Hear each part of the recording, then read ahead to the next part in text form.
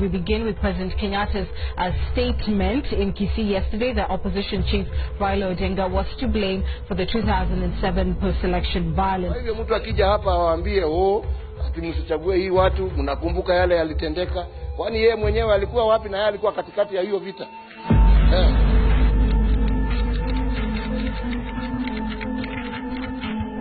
After your party lost in 2007, there were, of course, violent protests across the country, hundreds of thousands displaced from their homes, looting, arson, rape, vandalism. You say you want to avoid violence in the future, and yet in 2014 you claimed people were so angry with the current government that they were, quote, willing to take the bullet, and so were you. Your Nairobi chairman said last October, in 2017, we only have one bullet remaining. For Raila to be president, a few people must die. How is that not incitement to violence ahead of an election? 2017 imekaribia, na sisi kama watu wa ODM tumebaki na risasi moja. Na mimi nimesema na nimwambia party leader Raila Amolo Odinga, this time round wacha kihumane. Raila ndiye kwa president, lazima watu wakufe kiasi. Kwani kuna makosa gani?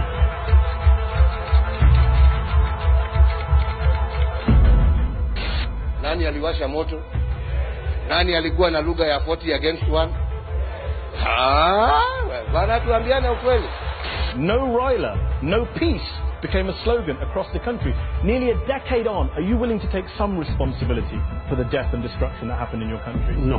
What about your role in calming it down rather than exacerbating it? People were protesting. No Raila, no peace. Doesn't sound like peaceful protesting to me. No, but people were protesting what had happened. I understand, and everyone has a right to protest, but the violence.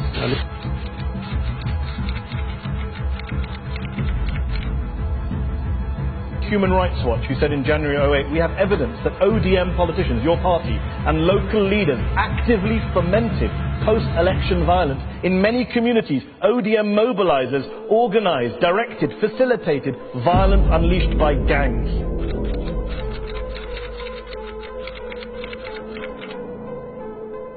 Democracy is expensive, and we are prepared to pay the ultimate price.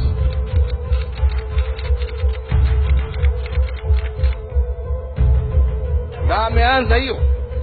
Raila raundi hii alinyang'anywa 2007 tukakubali, akanyang'anywa 2013 tukakubali, 2017 utatoa fujo.